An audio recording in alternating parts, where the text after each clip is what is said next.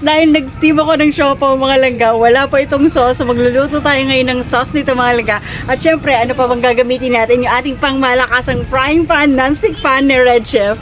At dahil mainit na nga itong ating cooking pan mga langga, naglagay lang po ako ng konting mantika, isinunod ko na po yung bawang, sibuyas, at halu-haluin na po natin ito ng konti. Wala nga pala itong eksaktong sukat mga langga, tansyahan lang po talaga ito. At nag-add na rin pala ako ng tubig dyan mga langga, siguro mga 1 cup lang. Naglagay na rin po ako ng pamintang durog, toyo mga langga, konti lang pampakulay lang po sa ating sauce. At syempre yung ating star anise, mga 2 piraso mga langga. Nag-add na rin po ako ng mga 2 tablespoon lang ng sugar mga langga. Depende sa inyo kung gaano katamis ang gusto nyo ha. Haluin lang po natin hanggang sa kumulo ito at mag-well combine po yung ating mga ingredients.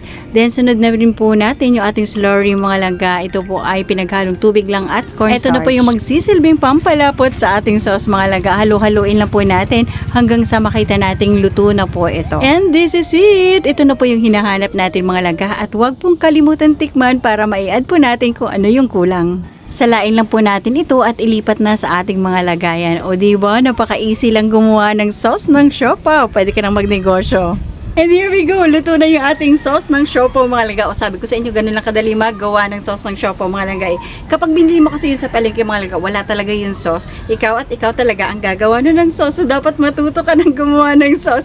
Ayan, balikan mo na itong video na to kung gusto mo magluto ng sauce ng siopaw mga langga.